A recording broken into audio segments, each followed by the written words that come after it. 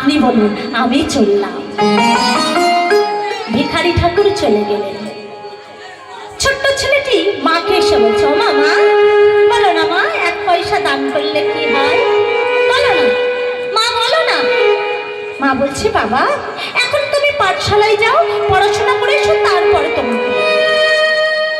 আহা, ছোট্ট ছেলেটি পাঠশালায় গেছে, পড়াশোনা করেছে, করে বাড়িতে ফিরে এসেছে।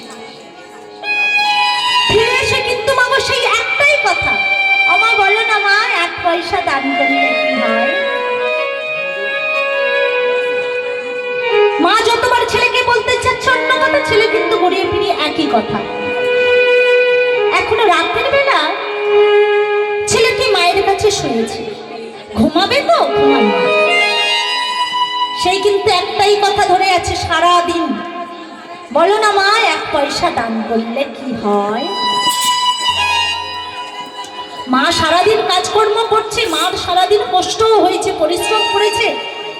মা ও বিরক্ত হয়ে বলো, আমি জানি না, ও সেই গোবিন্দ জানে।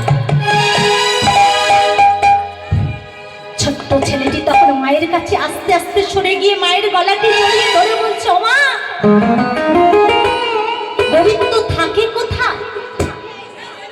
মা মনে মনে করছে, 1 পয়সা দান করেছে বলে দান করার পরে নানান রকম প্রশ্ন। বলে গোবিন্দ বৃন্দাবনে থাকে, বৃন্দাবন মানে বিহারী লাল কি, বৃন্দাবন মানে বিহারী লাল কি। ও মা, মা আমি এখন বৃন্দাবনে যাব, বৃন্দাবনে গিয়ে গোবিন্দকে জিজ্ঞাসা করব 1 পয়সা দান করলে কি হয়, জিজ্ঞাসা করব, ফিরে আসি। মা মনে মনে করছে, সহজে ভোলার ছেলে নয়, বৃন্দাবনে যাই বললে কি যাওয়া যায় মা, বৃন্দাবনে 2-4 পায়ের রাস্তা, বৃন্দাবনে যদি না কাউকে না নেয় সে বৃন্দাবনে যেতে পারে না। আপনারা সাধু দেখেছেন, সন্ত দেখেছেন, এ কি সহজ কথা মা। তিলক কাটতে দেখেন, মা তিলক কাটতে দেখেছেন, মালা জপতে দেখেছেন, ব্রহ্মচর্য পালন করতে দেখেছেন, এ কি সহজ কথা। আপনি একবার চেষ্টা করে দেখুন মা, পারবেন না। যারা করছে কেন করছে, তিনি তাদেরকে দিয়ে করাচ্ছে, তাই তারা করছে। মা মনে মনে করছে, ছেলেকে যদি আমি এসব কথা বলি ছেলেকে আর বুঝবে। ও বাবা, ও তুমি যখন যাও যাবে, এখন তুমি ঘুমিয়ে পড়ো। মামা, মা বৃন্দাবনে যেতে গেলে কেমন করে যেতে হবে না, ছোট বান্দা,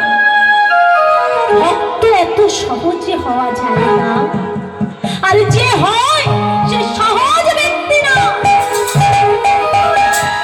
বৃন্দাবনে যেতে গেলে আগে ভালো করে জেনে নিতে হবে, বুঝে নিতে হবে, কেমন ভাবে যেতে হবে, কিভাবে যেতে হবে, সেটা জানলে কিন্তু বৃন্দাবনে যেতে পারবে না। এটা কিনা মা একটা বিনা সুতার বাঁধন, কখন যে কার সাথে প্রেম হয়ে যায় এ কথা কেউ বলতে পারে না। হরিবল হরিবল। আর গোবিন্দের সঙ্গে প্রেম না হলে সে বৃন্দাবনে যেতে পারে না। হরিবল। এক কথা শোনার সঙ্গে সঙ্গে বাচ্চাটার মধ্যে প্রেম দিল লাগা কে তো হাম बैठे आज देखते हुए तेरा है आप जीना मरना